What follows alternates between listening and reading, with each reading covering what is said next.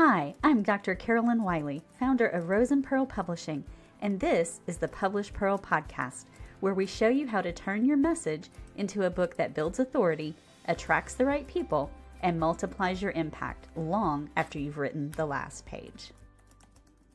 Welcome back to the Published Pearl, the podcast where we talk about what happens after you decide your story needs to be in print. I'm your host, Dr. Carolyn Wiley. And y'all, today's episode is one I have so been looking forward to since I met these two lovely people, because I get to sit down with two of my very own authors, people I've had the privilege of walking through the publishing journey with, and talk about the book, Wrestling with Wisdom at the Crossroads. And y'all, it is unlike anything out there on the market, and that is a good thing. I cannot wait for y'all to get a look at this. My guests today are Billy Howell and his wife, Madge Howell, the duo behind Wrestling with Wisdom at the Crossroads, both the author and the illustrator. A collection of aphorisms and poems that is unlike anything you've seen. We're talking Mississippi Delta philosophy, beautifully illustrated pages, poems that will keep you thinking, and the kind of sentences that stop you mid-coffee and make you think, or as I did a couple of times, stop me mid-coffee and try to keep from spitting it out because it was so funny. Billy and Madge, welcome to the Published Pearl. Hi. Thank you. Hey. Appreciate you having us on here, and really appreciate that you decided to publish our book, because I know it's like I've said, it's having to deal with what comes out of my head once it hits paper and then make sense of it is a yeoman's job, and you did a fabulous job of it. So thank you. Yeah. Thank you both. I had a privilege of doing that. And I want people to know who you are. So let's start with you, Billy. You go by Billy Howell. That is a full character in and of itself. And then it's the poems and aphorisms of Malachi Montroy. So talk us through that. Tell us a little bit about yourself, and where did this alternate personality come from? Okay, well, again, none of this is prep, so this is shooting from the cuff, as the book is. Was born in the Mississippi Delta in Clarksdale, I think 7 or 8 generations here. I'm almost 66 in a couple of days. Have lived all over. Kind of a typical small town Southern boy that said he'd never come home. Sometime life grinds on you, and home isn't a bad option. So after a couple of decades living out west, doing myriad jobs, living a lot of different lives, came back in 2007. Madge and I met and got married in 2009. And as I've said before, I'm the dog that walked up to the right house. So her in my life is such a blessing, because I'm a handful. And you can get that through reading the book. But anyway, I've also said that in the Deep South, if you don't have a nickname, you really don't have an identity. So Chili Billy was a nickname I got in college. I've got 7 or 8 of them. So, but that one just stuck. And I think the alliteration of it, or the rhyming of it, it just resonates. And so I am Chili Billy. But I've written under numerous nom de plumes, and for whatever reason. And Malachi Montroy is a family name. My relatives of Montroy came from, I think, eventually possibly Quebec through the northern part of the U.S. 7 or 8 generations ago. Came down to the Mississippi Delta in the 1830s, and Montroy is just a family name. We've got a cemetery near where we live at Moon Lake. And I like the alliteration of Malachi Montroy the same way I love the alliteration of Madge's name, Madge Marley. And Malachi also has a significance, other than, say, the alliteration, that Malachi was the last book in the Old Testament before the 400-year interregnum before the New Testament. So it just seemed like a good nickname or nom de plume to write under. So And I guess sometime under known to plumes, we can hide a bit. So that could have been part of it. I love that. I love that. But anyway, so that was just it. And just briefly about the book, I started writing the aphorisms. They're over 2,700. Started writing them, I think, around 2015, and really had no intent of doing anything with them. I'm extremely attention deficit. I rarely finish anything. So the fact that I kept them all over whatever 10, 11 years on an iPhone through Mm, myriad iPhones, and it's just an absolute miracle. right. And then the poems just came out a year or two ago, started writing them out of nowhere. So there really was no intent to doing something with them. And I think God laid on our heart at one point that we may get into later the genesis of the Wrestling with Wisdom at the Hmm. Crossroads. But I think God just brought it all together, and you and Madge made it work. So that's, in a nutshell, somewhat the story. I love that. And speaking And of Madge, Chili, go yeah, ahead, Chili Madge. Billy has stuck too with his tours. So he gives all these tours, to people from all over the world. And it's just, it's a catchy name. So, and people, people see him when we travel. Chili Billy, people know him. And I think partly that name just kind of sticks with people for some All right. Well, reason. I was going to have Madge introduce herself, but I'm going to get back to that because I Yeah. want y'all to tell me about these tours because people are going to want to know that there's another way to connect with y'all other than the book. Good point. We have, when Madge and I hooked up we started dating in 2008, got married in 2009. And shortly thereafter, we started an online blog called the Delta Bohemian. And Delta Bohemian, the terms together are as oxymoronic as they are redundant. But we started it somewhat, we were vested in the creative media around Clarksdale at the time. And so Delta Bohemian was just, we wanted to celebrate the constancy of the Mississippi Delta, but also the diversity. And I Mm-hmm. look at life through duality and paradoxes, and they just seem paradoxical. And so Madge pulled it all together, started this online blog. We've got hundreds of videos and articles. And then out of that was birthed these Delta Bohemian tours. I was managing the Clark House, which is the oldest home in Clarksdale of the founder. I managed it for almost 9 years as a bed and breakfast, over 20,000 guests in that time. And I would connect with people from all over the world. And most of them would say, well, we're here for a few days. You've given us a list of music, where to eat, the couple of museums within the Delta to visit. But they said, what do y'all do? And I was like, well, we ride around and talk. And all of a sudden, most of our tourism to this really unique place in the Mississippi Delta has always been blues centric. It's the birthplace of America's music on many levels. But people would say, okay, I mean, they know more about the blues than I do or we do. But all of a sudden, people want to know, well, why was the blues birthed here? And Mm-hmm. it's really a marbling together of discrete cultures, the pace of life, the commonality of faith.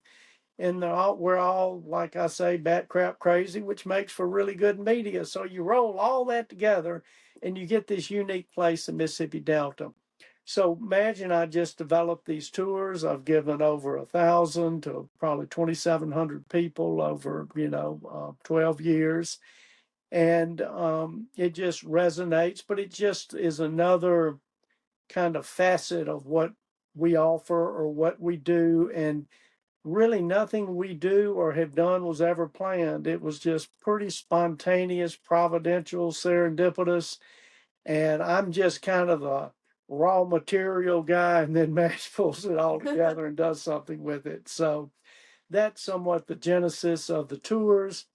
But it's really neat because I'm really an introvert who operates as an extrovert because I have to, but it really helps me to be able to connect with these fascinating people from all over the world.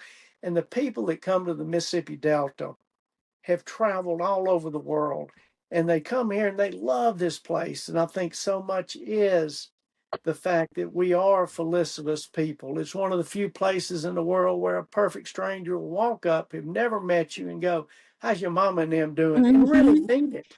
So people love this area, but it also helps me connect with people.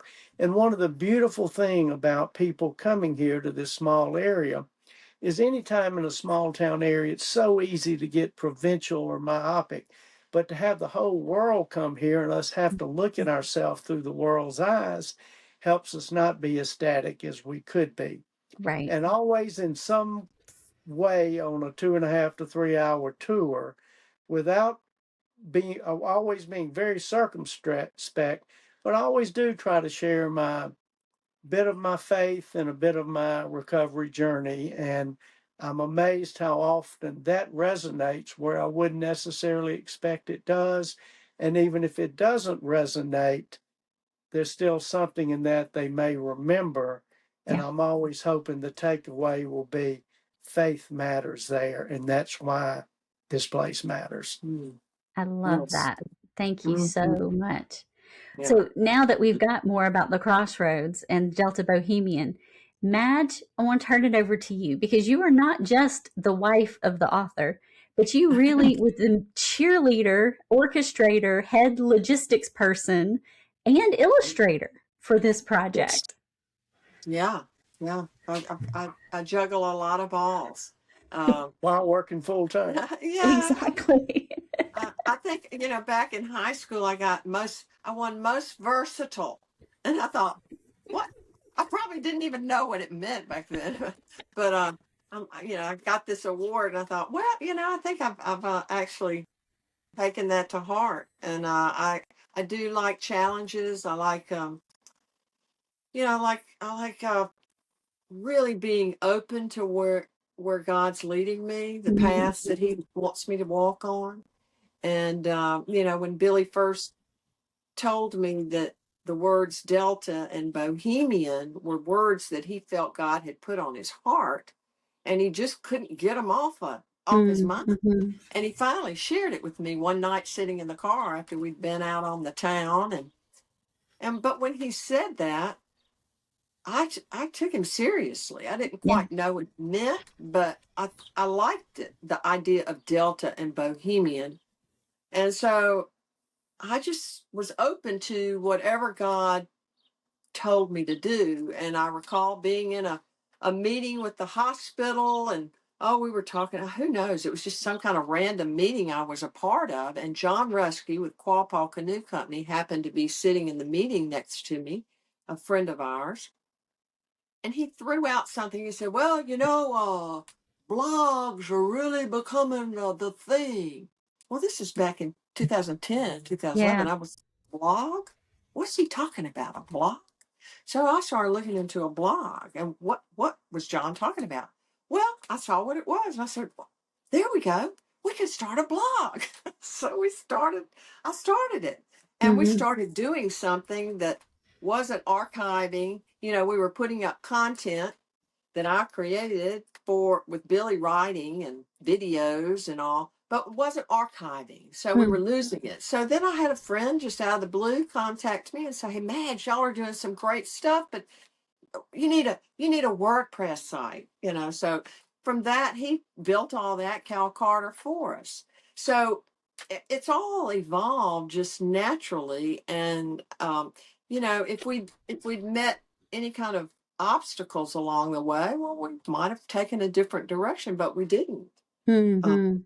had doors open and people respond, and one thing led to the next. We opened a bed and breakfast, and we invited people into our homes and engaged with them that way. And then the tours came about naturally by us just taking our people coming to our homes and staying with us and riding around. And we said, we can turn this into a business. And so we did. And then then Billy did the tours. But, my background is very varied. I've lived all over the world. I've Mhm. done all kinds of things. So I truly relish this and relish giving Billy a platform to be able to express himself, because I do believe he's a deep thinker. He is a philosopher. Mm-hmm. He's his faith is very interesting to witness and hear about, and I want others to be able to hear his perspective and his Yes, thought processes, because I think it it it seems to resonate with people. And absolutely. we put up these Malachi moments now that Mm-hmm. people really enjoy hearing him spontaneously. We open up the book and read a random aphorism, and he'll spontaneously respond to it because he Mm-hmm. can't remember all Well, of 2,700 course not, Yeah, I right. remember the first one, and that's it. I don't either. So they're new to us every day. We use it like Proverbs. We Yeah. go to the proverb of the day and we read. We used to read the whole proverb. Now we just read a verse. We're on the 15th verse now. And we do the same thing in Wrestling with Wisdom at the Mm-hmm. Proverb at the Crossroads, because we have 31 chapters in there. So we'll go to a specific aphorism. I'll read it aloud and he'll respond. And I don't know. I guess did I tell you enough about myself? I don't know. Yes, yes. I love it. I love it. I do lots Well, of things. she's been amazing. That whatever she does well, and she will dig in and figure out how to make anything work that she doesn't understand. I get Yes. overwhelmed, I shut down, but she will dig in and figure it out. And I mean, she managed Morgan Freeman's restaurant for several years, and I think a lot of that. And I mean, she never managed a restaurant; she hit a home run with it. Mm-hmm. But that somewhat vested us more in the creative economy, Right. and all of that. All of these different things that she's done has really been ballast for the whole Delta Bohemian project. True. Absolutely. Absolutely. And speaking of that delta again, the Mississippi Delta in this book almost plays like its own little character because everything is so rooted in Delta philosophy and just the thoughts of the people, the culture that is so rich in this area. And though I don't live in the Delta, I'm not too far away. I'm only about an hour away. So it is it's just really rich in the book. So if you love the Mississippi Delta or are interested in the Mississippi Delta, there's a lot that you will be able to pick up on from this book as well, wouldn't you say? Absolutely. It's, and so much of what makes this place unique is I think you can almost look at the kind of the French provincial look at terroir and all the things that go into making a place what it is, and usually tied to some agrarian aspect. And, the agriculture here, the river, the creativity, all of that plays into, I think, making the Delta fascinating. And again, the commonality of faith among races, genders, Mm-hmm. age groups. And there's just a lot of things that go into making I think the Delta unique. And not to shine back on me, but I refer to myself as a contrarian, agrarian, riparian, prelapsarian. And all of those $2 words, the contrarian just means I don't always go with the flow. And I think you find that in the Southern lifestyle is we Mm-hmm. don't necessarily like folks telling us what to do. Mm-hmm. And that's just part of our somewhat libertarian lifestyle. And the agrarian, of course, is just tied to agriculture. Right. And I think understanding agriculture and how it informs the Delta is similar to the same way it's like reading the Bible. We can understand what's in it when God illuminates it to us. But if we also understand more about a simple agricultural lifestyle, then it makes so many of the parables make more sense. Right. But the riparian aspect of what I refer to myself as a riparian zone is just that between the levees and the water, or the land and the water, and what lives between those two, and the duality of things that live in the water and on the land and how they nurture each other. And then the prelapsarian, that big old word, just means before the fall of man. And I am the farthest guy, I'm the sorriest guy you'd ever meet, farthest person from being innocent. But prelapsarian is just more a desire for innocence or to get back to more of an innocent lifestyle. So you roll all of those four things in together, and I think you get so much of the nuggets of why the Delta ends up on people's radar and they never quite let it go. Absolutely. And as a publisher, I often have authors say, well, hey, my wife, my sister, my mama, my daughter is going to illustrate this for us. And I always am very, very hesitant because usually it's because they love the person, not because the person is a great artist. But when I first saw Madge's artwork, I was like, oh, yes, she is absolutely. I would be happy for her to illustrate the book. And so, Madge, how do your illustrations, which many of them are paintings that we've then captured in the book, illustrate all of these things that Billy is talking about with the agrarian, the Delta, all of these contrasts that we are talking about? Well, the illustrations, I did not paint them specifically for the book. And Right. really, I used to paint a lot when I was much, much younger, like way younger. And then I raised a daughter and got, had life interfere. And I didn't have time to paint. And so I picked it back up and found out I really enjoyed doing it. And then when we started putting this book together, and I would just do some random things for my daughter, and she seemed to like my art, which was nice. And then when we started putting this book together, then I'd pick a poem, and I'd just kind of think about what that image of that poem would conjure up for me, and then draw it. And then just some random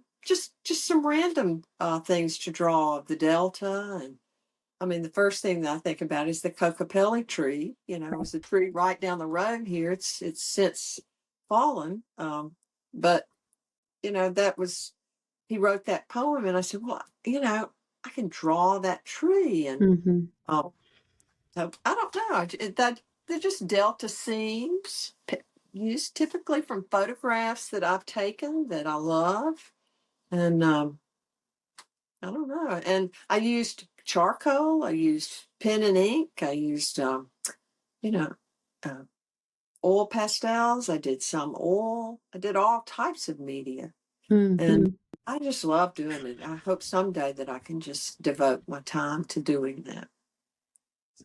And Carolyn, you bring up a good point. Years ago, I was in education out west in New Mexico, and one summer, of course, we were always off for summer, and I always picked up a couple of jobs during the summer, but I'd had a really bad motorcycle wreck.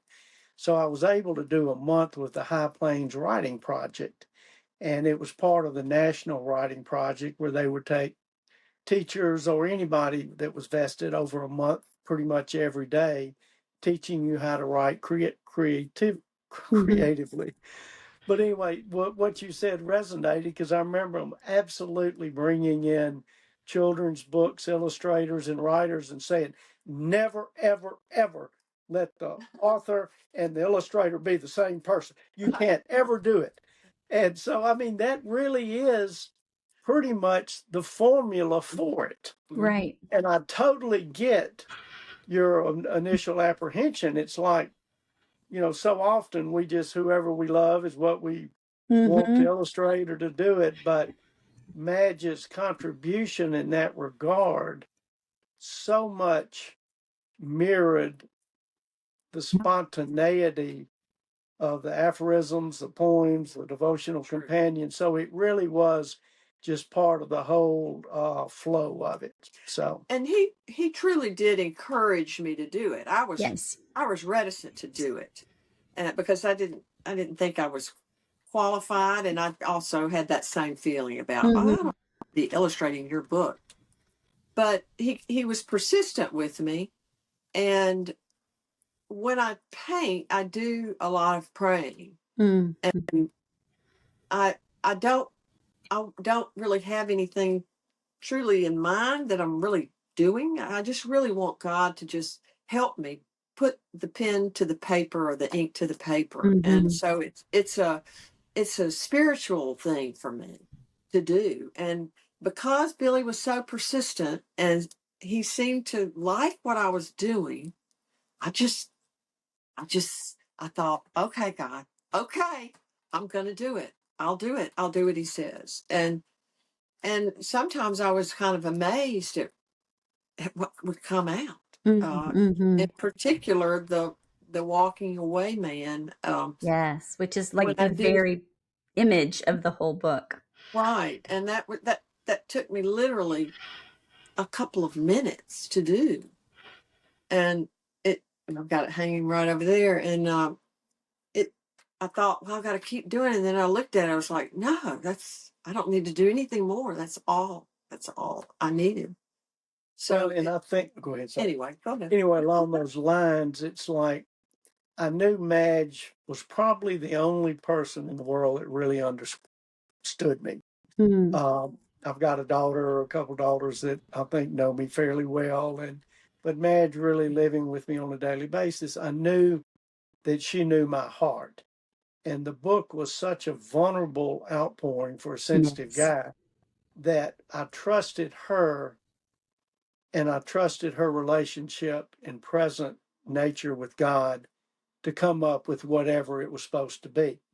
And I'm pretty much, I have a hard time letting go of anything that I creatively get involved in, but she was somebody I just completely trusted to figure out what needed to be done. And she did a beautiful job of illustrating it. And it there is as important as the aphorisms and the poems. It's just, it's another facet on the stool. But your placements of them Yes. were critical too. And Absolutely. that was a big jigsaw puzzle, and I love jigsaw puzzles, so it was fun for me. But Madge and I would go back and forth. Now this one goes specifically with this poem, so you have to make this match with this poem. This one you can put anywhere, and playing with them about where the specific ones went. That was a lot of fun.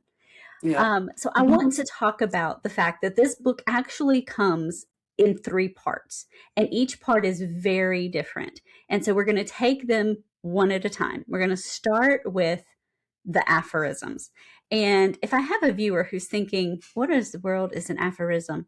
Billy, tell us what an aphorism is. And then if you would do kind of like what you and Madge do, which we're going to talk about that devotional in a minute, but flip and pick a page, grab 2 or 3 aphorisms and read them for us and explain to us what these are and sort of like you've already mentioned how they sort of came about, but what we can expect as we read through these 2,700. And y'all, I've read every one of them multiple times. They are good. You will not get bored. Well, an aphorism is just, I think, by a Webster-esque definition, is just a concise or witty statement embodying a general truth or an opinion. And, I mean, you can almost think of sayings or quotes or proverbs and aphorism. The term aphorism just has a little more meat to it. And a proverb is more instructive in how people need to live their life. And that's something I really shy away from, is telling anybody what they need to do. In most of the aphorisms, if there is something instructive in it, it's aimed at myself, not somebody else. So an aphorism is, again, just a concise or witty statement, hopefully bringing about something that is in somewhat of a classical education view, bringing about something good, true, and beautiful. But a lot of the aphorisms were when I were in deep, dark depression or in active addiction. So they're not all beautiful, but there is an element in them that eventually leads to redemption. And I will say, when I got the whole list, which Madge had done a great job of trying to organize them for me, my first thought was, how do we put these in some sort of an order? Because in my very mathematical brain, I wanted all the ones on addiction in chapter 2 and all the ones in recovery on chapter 5. And Billy so wisely said, no, the order that I wrote them, put them, because what's so cool is as you read them, if you do choose to read them in order, like reading a couple a day, but reading in order, you see your metamorphosis. You see the ups and downs. You see that it's not a linear process in recovery, that there are good days and bad days, even when you're in recovery. And so it just really showed the metamorphosis. I can't think of a better word. That is the word that you get to see as you read those 31 chapters. Well, I appreciate you saying that. And I totally got your wanting to categorize them. And, but I just, number one, I would have done like an old poet of old. I would have thrown them in the trash because I just couldn't have done it. So, and I'm afraid I might have driven y'all crazy if you tried to, but I totally got your wanting to put them in categories. But I just thought the tenor of them tells a story similar to just the way water flows together with Exactly. tributaries and distributaries. And so, anyway, but I appreciated your being open to that. Thank you.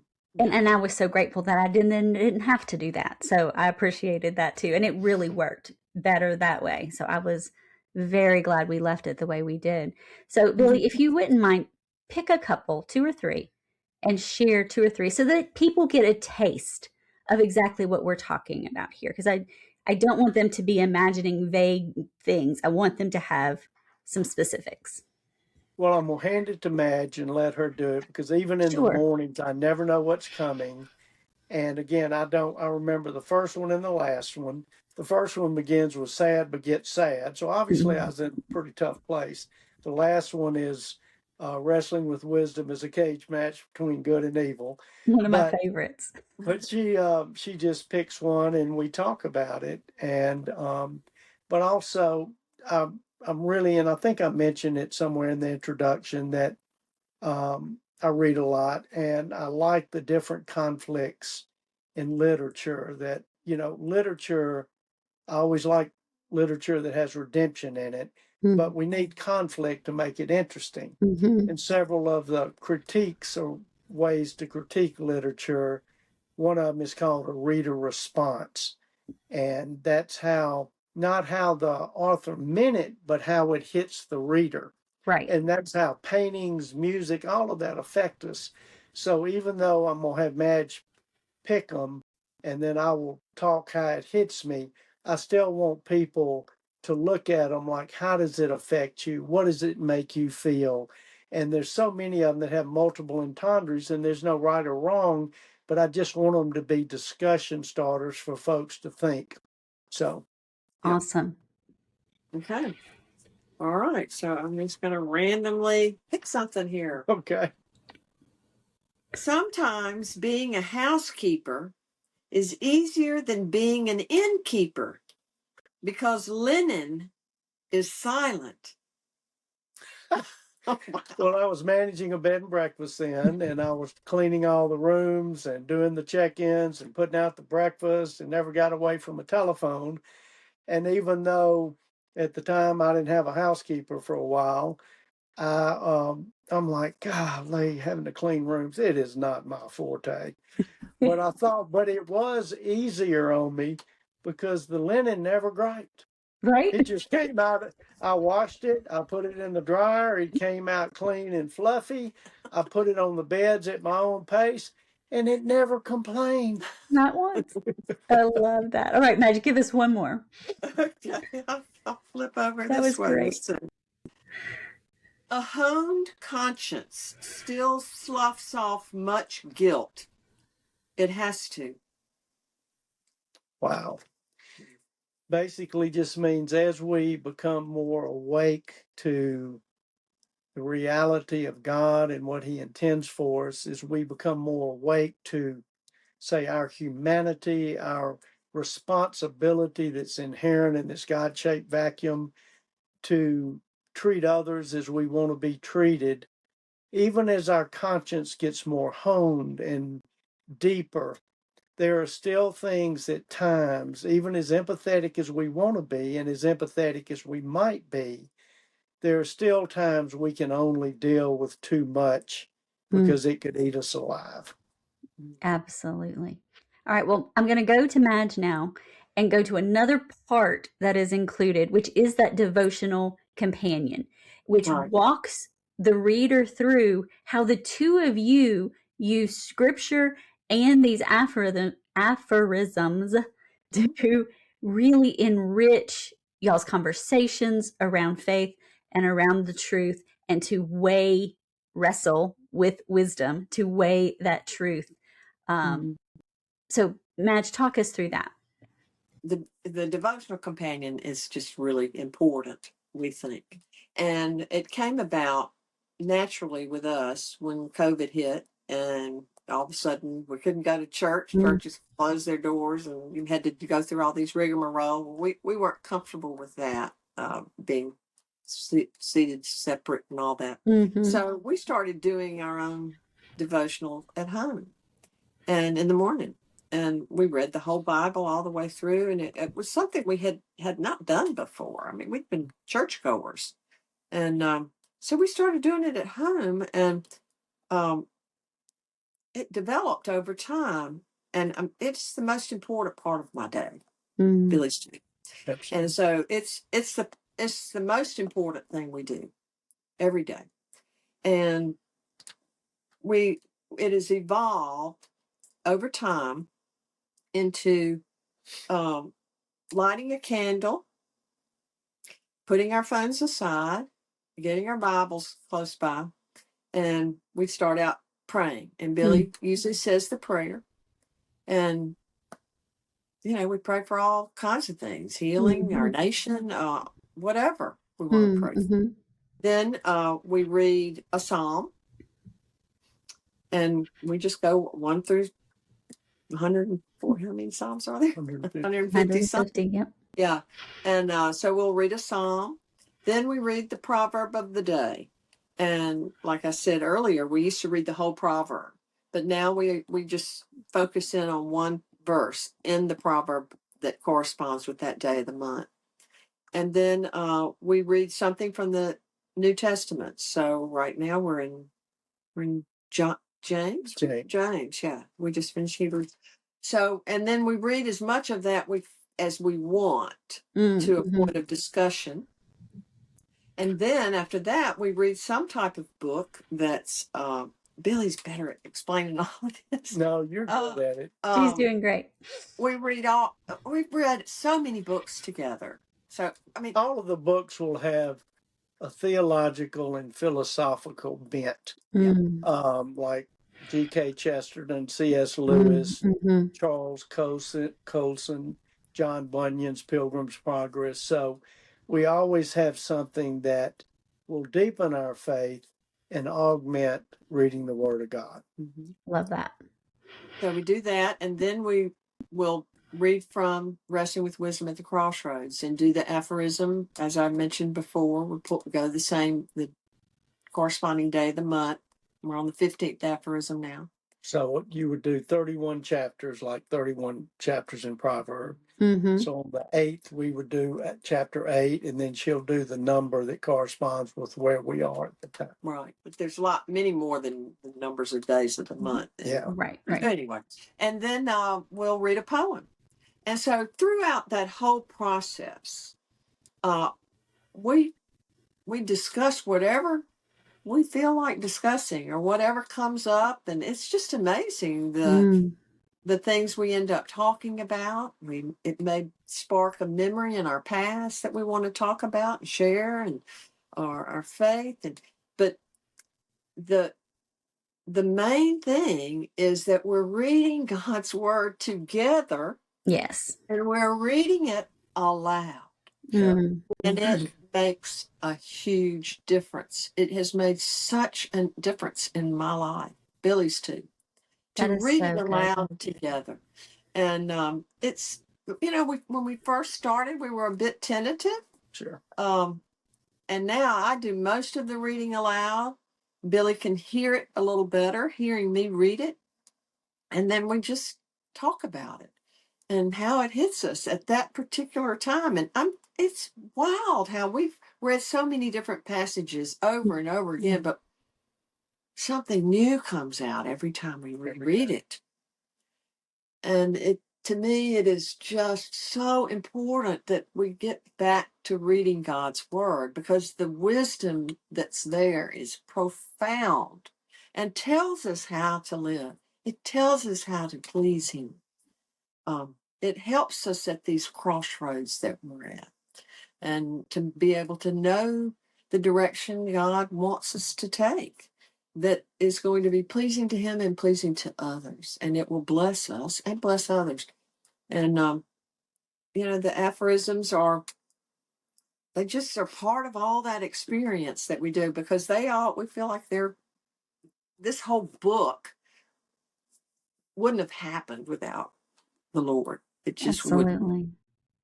And for those of you who are like, okay, well, how can I implement that practice? That's the whole point of the devotional companion, is so that you can see how to implement that same practice in your life, or as a couple, or as a family, the exact steps to walk through. So that's what that devotional companion is, to really help you grow in your faith as you wrestle with wisdom. And we make it real clear in the devotional companion. This is just how we do it. Right. But everybody's got to figure their own way. But the crux of it is read God's word, read it aloud, and just figure out how he wants you to walk through your day. And, it's so, Madge and I watch a lot of British dramas. But, back in the middle of the 19th century, even up through the middle of the 20th century, people read out loud. Mm-hmm. And, I read a lot, and reading is print is pretty much my learning style. But when Madge started reading out loud, I heard things that I never heard before reading it. So it's similar to if you're driving in a car, riding a bike, walking, you see different things according to whatever speed you're going. And it's the same way with learning styles. Even though everybody has a particular learning style that works better for them, some are auditory, some are visual, some are tactile. Mm-hmm. But the more we engage all of those different learning styles, the better we have a fuller picture of whatever it is we're trying to learn. Absolutely. And I'll offer one other thing, Carolyn, if that's okay. So recently, we got together with a couple who had the book, and they're friends of ours, but we haven't seen them, hadn't really spent time with them in quite some time, and they've struggled with finding a church home, and through the whole thing with COVID and all that. And so we pitched it out to them. Well, why don't we get together and let's do our devotional companion together and worship together. We've been doing that. Maybe y'all would enjoy that. And they were open to it, and they did it.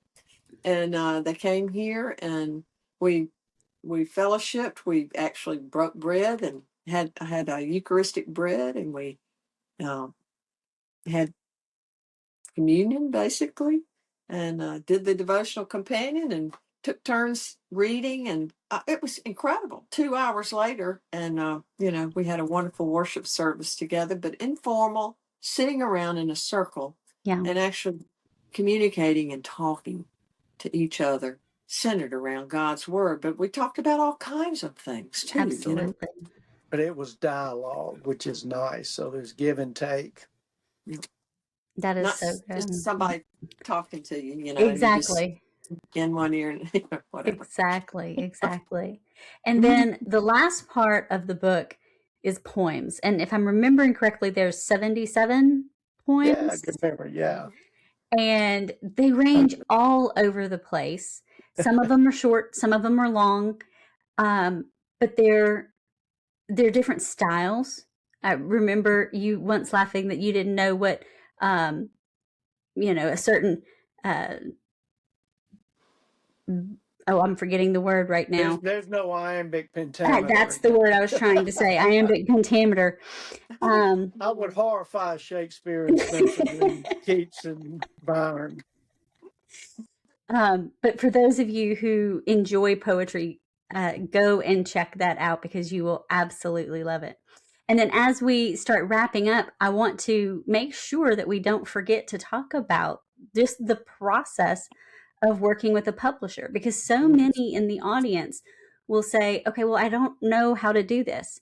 And there's a misconception out there that there's really two paths. You wait for a New York agent to drop a large deal with an advance on your doorstep and you sell millions of copies, or you upload the Word document at midnight with a slap together cover and you put that on Amazon, and that's the other way. Like, they really believe that those are the only two options. And the process that we did together was very different than those two. So what was it like to have a professional publishing service walk alongside you, and yet y'all own the product? That was, we didn't really know what we were wanting to do or looking at. And we had talked to a publisher friend a few years ago, and he had encouraged us. He's like, Billy, nowadays Amazon's the way to go. And, time frame wise, with my attention deficit, I didn't have the years, and I didn't the years to wait. And, and it was a gritty project. So we were looking for something in between the two extremes, and God sent us to you. A guy in Memphis mentioned you, and he had not used you, but he mentioned you. And then we dug in, and we were actually looking at two different ones, but we just felt like God just said, you're what we needed. But I liked your terminology, referring to yourself as a doula. And DOULA, and it was a term. I was not familiar with the term, but I was very familiar with midwives. And I just thought it was a perfect term. And you were a midwife and much more in the process of this book. And I mean, I just couldn't recommend more to, I would say, and again, there's no empiricism here, but 5% of the population can find a publisher, and that may work for them. And 5 to 10% can do it themselves through Amazon. But you really hit that 60 to 80% in there that really is affordable.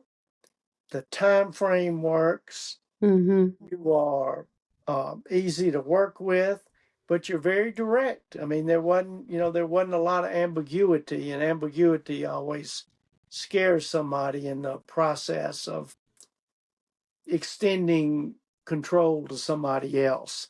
Right. And, that was a lot of my fear with a publisher, is they're going to take over and tell me how to think, and that wouldn't work for me or anybody else.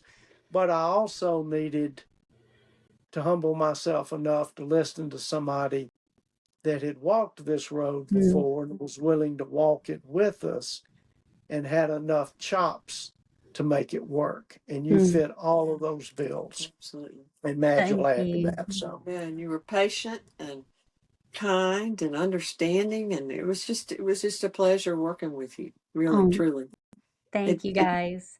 And was I a thought lot this of work. project, it was a lot of work. And this project is one of those that publishers want to have, where it stretches you. It's a little bit outside the box, or in this case, maybe a little bit more than a little bit outside the box. Right. For And you especially. and I was like, okay, we're going to do this. And you had such a clear vision. And I would say this for authors who are looking for a publishing partner instead of that traditional publisher or trying to do it on their own. Look for someone who gets your vision, because Billy had such a clear vision. And as soon as I locked in, like, okay, this is the vision, it became putting it together so much easier than if we had been constantly trying to figure out, like, well, what is this supposed to look like? And I don't understand what you mean by this, that, or the other. Right. Well, and it's a genreless book, which is hard to market, hard to know how to orchestrate and put it together. But again, you stuck with it, and that's a real testament to your tenacity. So thank you. Absolutely. And now it's on Amazon, it's on Barnes and Noble, it's at Square Books in Oxford, Mississippi. You had an amazing event at the Couture, I can't say that word, y'all have to say Couture, that's okay. Couture Mansion. Yeah. You went the Juke Joint Festival. You're going to be here with me in Senatobia at the 5-Star City Festival. Like, readers' reactions. I remember walking into your book signing at the Couture Mansion and thinking, wow. I mean, the event was incredible. The turnout was outstanding. What was it like being at that event and it being for your product?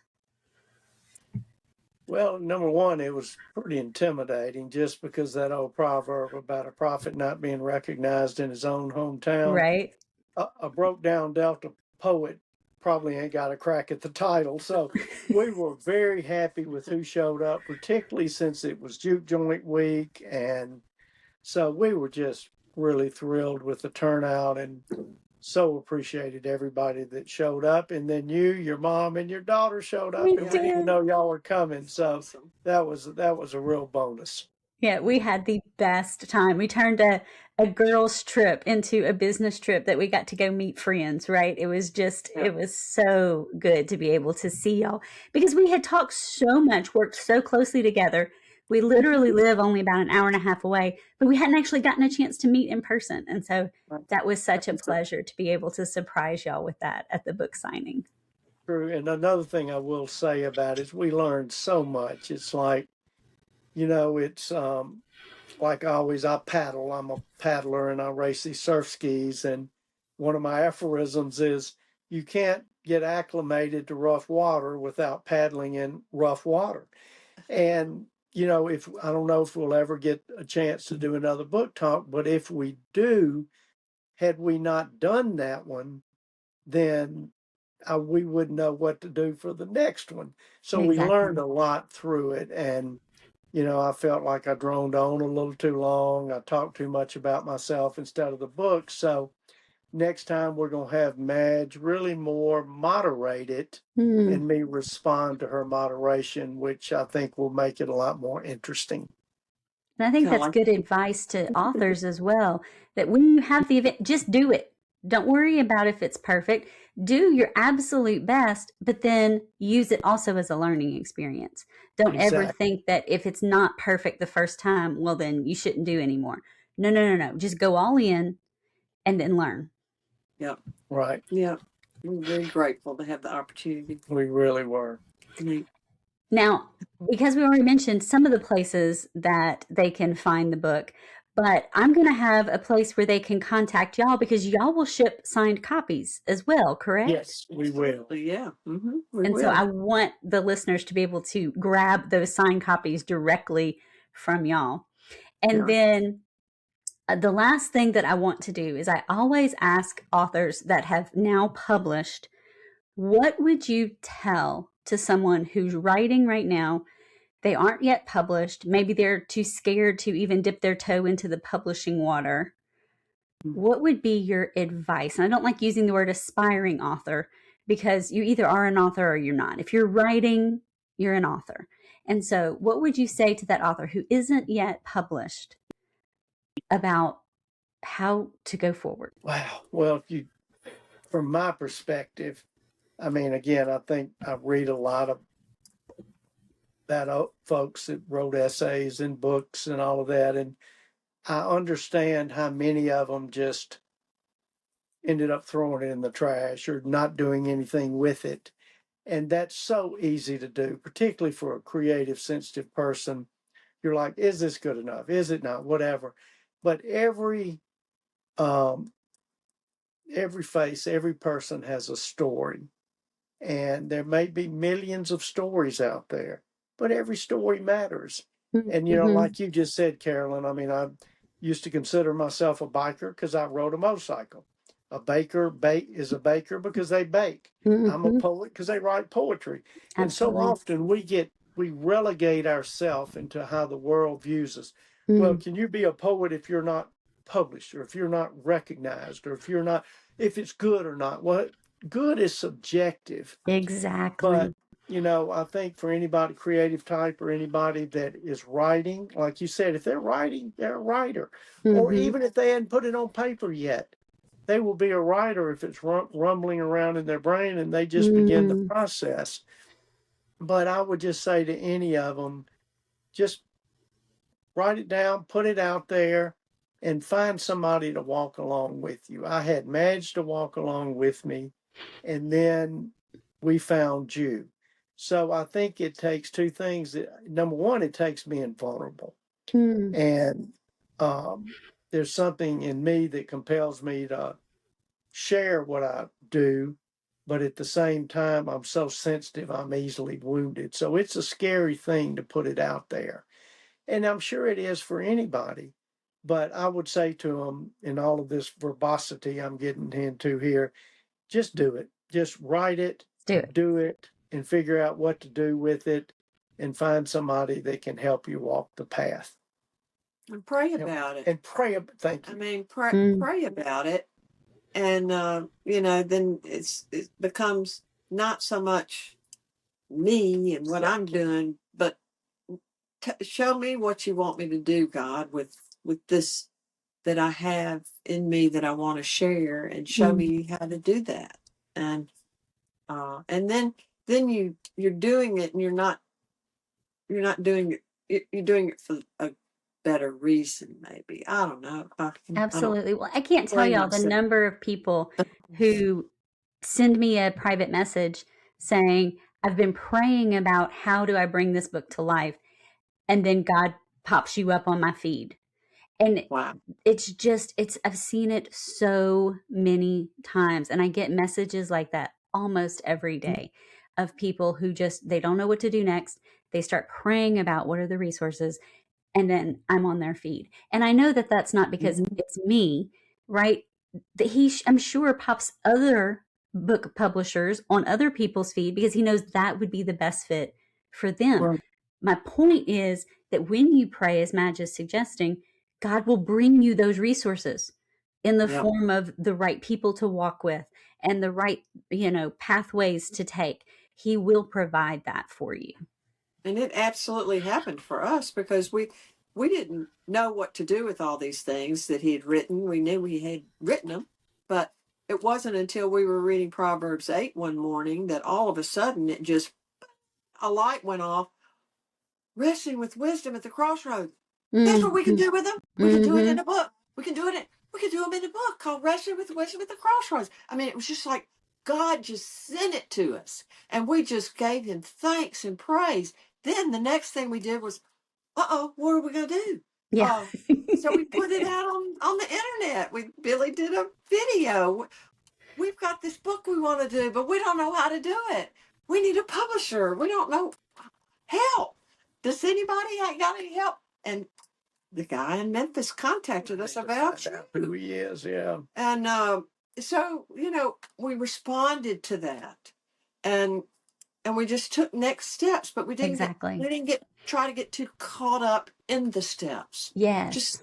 Just go with it and be excited about it. And that's where Madge brought so much to this, Carolyn, is, I struggle with being in the present. I live in the past or the future, and I'm all over the place. But her steady daily relationship with God and praying about everything has just over the years helped me to begin trusting her instincts so much more.